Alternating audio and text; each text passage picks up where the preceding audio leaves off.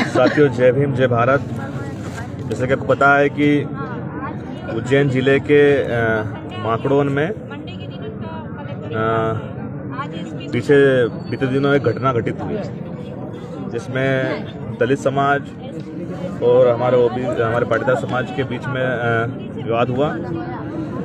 उस घटना की सच्चाई ये है कि वहाँ पर 2009 से वहाँ पर 2009 के पहले से वहाँ पर बाबा साहब अम्बेडकर की प्रतिमा के लिए जगह आवंटित थी और लगभग कई वर्षों से मांग की जा रही थी दलित समाज के द्वारा कि बाबा साहब अम्बेडकर की प्रतिमा यहाँ पर लगाई जाए।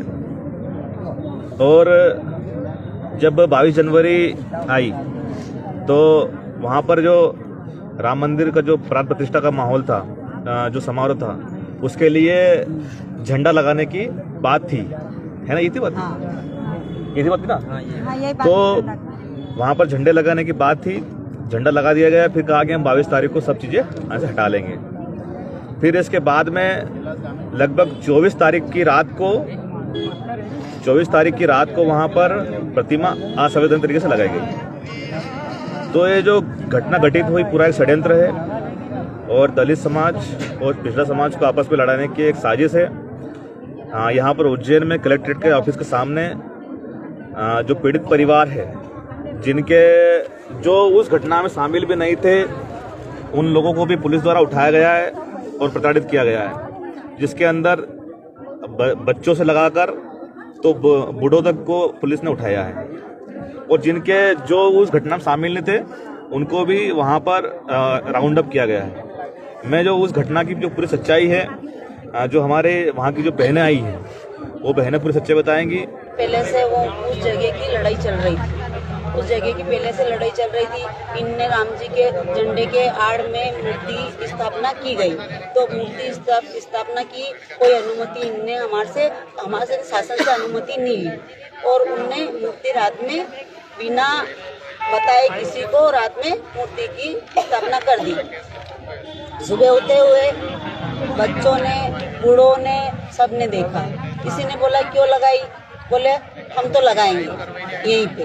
तो हमने बोला ये हमारा विवाद चल रहा है, आपने अनुमति ली हो तो आप लगाओ। तो उनके पास कोई अनुमति नहीं है, उन्होंने जबरदस्ती मूर्ति लगाई गई है। बच्चे ने उन्होंने गलत शब्द बोला, बच्चों ने मूर्ति को तोड़ दिया। बच्चों ने तोड़ा, छोटी छोटी बहनों भी थी, भाइयों भी थी, सब थे। उनने और गलत शब्द बोला, गलत शब्द का उपयोग करा और उनने उधर से पत्थर चालू कर दिए। फिर पत्थर चालू करने के बाद उनने गाली गुप्ता और गंदी दी और छत पे चढ़ के पत्थर मारा उन्होंने। मोहल्ले वहाँ के उनके नहीं, वहीं पे जो दुकान है उसके पास, जो जहाँ पे ये झगड़ा हुआ मूर्ति स्थापना के वहीं पे पड़ोस में ही घर है हमारा, ज्यादा दूर नहीं है। और उनका भी उधर ही है, दुकान है उनकी, घर नहीं है उनका, दुकान है उनकी। दुकान उन पे घुस के पत्थर मारा उनने, ऊपर से छत पे से गोफन से पत्थर मारा, गिलोल से पत्थर मारा। और उनने 2 टाली पत्थर पहले से डलवा के रखे थे, क्या मालूम उनने 24 तारीख को डलवाया या 23 तारीख को डलवा के रखे। और उनने वहीं से पत्थर मारा। जब भी हमने इधर से उनने पत्थर मारा, जब भी हमने वही पत्थर बीन के हमने इधर से चलाए। बाकी हमारी और कोई गलती नहीं है। हमने हाथ जोड़ से उनको विनती करी कि भैया ऐसा मत करो, आपको कोर्ट आदेश देंगे तो कोर्ट के आदेश के अनुसार आप चलो। अच्छा, ये जो घटना हुई इसमें जो आपके जो पक्ष के लोग हैं उनको कितना को उठाया पुलिस ने? 22 जने को उठाया। और उधर सामने वाले को एक को उठाया, खाली कैलाशदा को, वो उसको भी बाहर कर दिया सुबह। किसी को नहीं उठाया उधर? बाकी किसी को भी नहीं उठाया। और भी दूसरे को भी उठाने के लिए पुलिस गांव में घूम रही कि तुम्हारे बच्चे कहाँ हैं, तुम्हारे छोरे कहाँ हैं, तुम्हारा पति कहाँ है। बाकी 22 तो अंदर ही है। अभी क्या कर रही पुलिस? रोज आपके मोहल्ले में आ रही पुलिस आ रही है, बोले आप चुप रहो नहीं तो तुमको भी उठा लेंगे। तुम बाहर मत निकलो नहीं तो तुमको भी उठाएंगे। क्या घटना है, कहाँ लगी तुम्हें? अच्छा, यहाँ पे लगी है। ठीक है, अंदर लगी है घुटने में। क्या पूरा घटनाक्रम क्या था बेटा? अभी प्रशासन का क्या रवैया है, मतलब गांव के अंदर क्या करना, वो क्या कर रहे हैं? अभी तो वो मूर्ति लगा रहे थे। हाँ। और मूर्ति लगाई उनने और फिर बोले कि अगर आप ये यहाँ से नहीं जाओगे तो चप्पल जूते उठा के आपके सर पे रखवा के पहुँचाएंगे हम यहाँ से, और मूर्ति तो कभी हटेगी ही नहीं है। और पत्थर चलाना स्टार्ट कर दिया उन्होंने। देखिए जो घटना हुई है वो निंदनीय है, तेज आवाज में जो घटना हुई है वो निंदनीय है, लेकिन उसको एक साजिश के तहत घटनाक्रम को घटित करना ये भी तो एक निंदनीय है। हमको दिखाया कुछ और जा रहा है और वास्तविकता कुछ और है, पेपर में कुछ और आ रहा है, वहाँ के लोग अलग बात कर रहे हैं। अब इसमें साजिश में मोहरा बनाई जा रही है वहाँ की महिलाएं जिनको खुलेआम धमकियां दे रहे हैं, उनके साथ में रेप करने की धमकियां दे रहे हैं। ये निंदनीय है, ये चिंतनीय है। ये क्या था मामला और महिलाएं बच्चियों पर क्यों आ गई ये बात, आखिर क्या है ये साजिश, समझने की आवश्यकता है। आज वहाँ की महिलाओं से जब यहाँ उज्जैन कलेक्ट्रेट के सामने हम लोग बैठे बात करी तो पता चल रहा है कि उनको मजदूरी के नाम पर बोल रहे हैं कि जब आएंगे तो उनके साथ में रेप करेंगे, उनके साथ छेड़छाड़ करेंगे, और प्रशासन इस पर कोई भी बात नहीं कर रहा है। इतना चिंतनीय सब्जेक्ट है, क्यों नहीं बोल रहा है प्रशासन, किसका सहयोग कर रहा है प्रशासन, क्यों नहीं इनका सपोर्ट कर रहा है, ये भी एक सोचनीय वाली बात है। महिलाएं बोल रही है कि रात में प्रशासन के कुछ लोग आते हैं, वहाँ घूमते हैं, उनके लोगों को ढूंढते हैं। तो प्रशासन के साथ में जब महिला कांस्टेबल नहीं है तो किसी के घर में आप कैसे प्रवेश कर रहे हो? क्या प्रावधान सिर्फ और सिर्फ एक वर्ग का है, एक जातिगत लोगों के लिए है? सभी लोगों के लिए ये प्रशासन है। तो फिर प्रशासन निष्पक्ष भाव से उस जो भी घटना है उसकी जांच करे, पड़ताल करे, और दोषी अगर दोनों पक्ष के लोग हैं तो दोनों पक्ष के लोगों के ऊपर कार्रवाई करे। अब यहाँ बात करने से पता चला है कि एक पक्ष के 22 से ज्यादा लोग गिरफ्तार हैं और एक पक्ष के एक भी व्यक्ति अंदर नहीं बैठा है।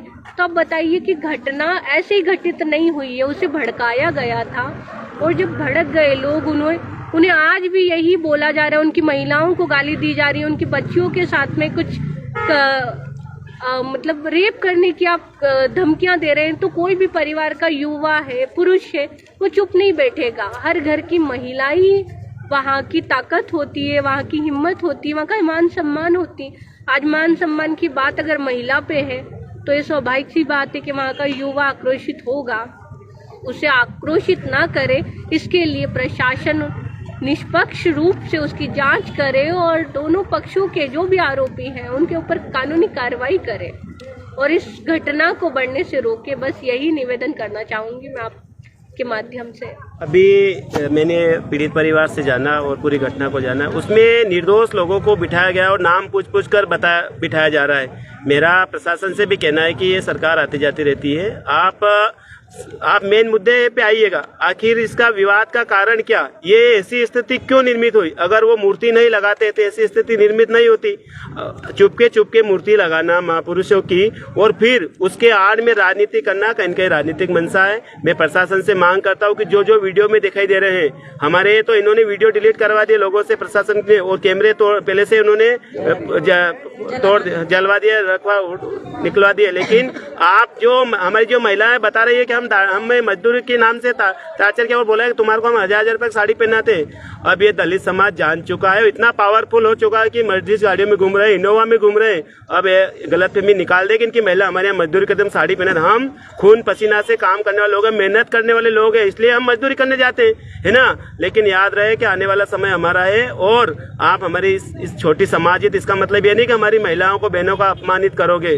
अब तो यहाँ युवा भी तैयार हो चुके हैं और मैं प्रशासन से मांग करूंगा कि जो छात्र है, जो पढ़ाई कर रहे छात्र है, उनको राहत दी जाए और जो लोग अभी अंदर है उन पे जांच की जाए और छोड़ दिया जाए। और जो लोग बाहर घूम रहे हैं, जो मेन अपराधी है, जिनकी वजह से दंगा भड़का है, वो कौन अपराधी है, उसकी कॉल डिटेल चेक किया जाए। ये नाम बताएंगे महिला है, उसके अनुसार उसकी कार्रवाई की जाए। अन्यथा नहीं तो पूरे देश में भीम आर्मी आंदोलन करेगी और बड़े भाई चंद्रशेखर आजाद जी को भी हम बुलाना पड़े तो हम बुलाएंगे। जय भीम, जय भीम आर्मी।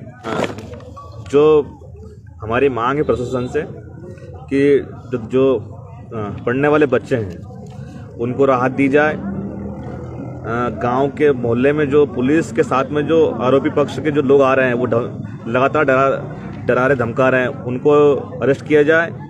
और जो मुझे बताया, जैसा कि हमारी बहनों ने बताया कि उनके घर पे शादी की पत्रिका देने के लिए कुछ लोग मेहमान लोग भी आए थे, तो उनको भी पुलिस ने उठा लिया गया है।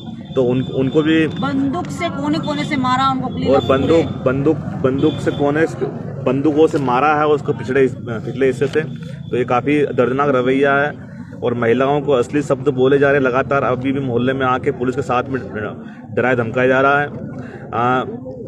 दलित समाज के 22 लोगों को अरेस्ट किया है, जबकि आरोपी पक्ष के लोगों को एक भी अरेस्ट नहीं किया है। तो हमारी मांग है कि उनको भी अरेस्ट किया जाए और एफआईआर के अंदर निर्दोष हमारी 6-7 महिलाओं के नाम है जिनको कि मतलब टार्चर किया है, क्योंकि ये महिलाएं पढ़ी लिखी हैं और ये अन्याय के सामने बोलने की हिम्मत दिखाई इन्होंने, तो इनके भी नाम लिखा है तो उनके नाम हटाए जाएं। प्रशासन का अमला पूरा का पूरा विपक्षी दल का पाटीदार समाज का साथ दे रहा है। ये सरासर अन्याय है। इस प्रकार से दलित समाज के ऊपर अन्याय न किया जाए और मूर्ति लगाने के पक्ष में वहाँ का पूरा SC/ST समाज साथ में, जिसके अंदर सभी समाज साथ में, तो उनके बात सुनी जाए। पाटीदार समाज द्वारा स्कूल जा रहे बच्चों को भी धमकाया जा रहा है, तो उनको भी छोड़ा जाए। तो मेरी मांग है और पूरे देश के साथियों से पूरे देश के साथियों से मेरी यही विनती है कि आप लोग माकड़ों की घटना पर सच्चाई समझें। ये घटना पूरी एक साजिश के तहत अंजाम दिया गया है। यहाँ पर दलित समाज को आपके सहयोग की जरूरत है। जय भीम, जय भारत, और जरूरत पड़े तो 55 राजा जी को हम लोग माकड़ों बुलाने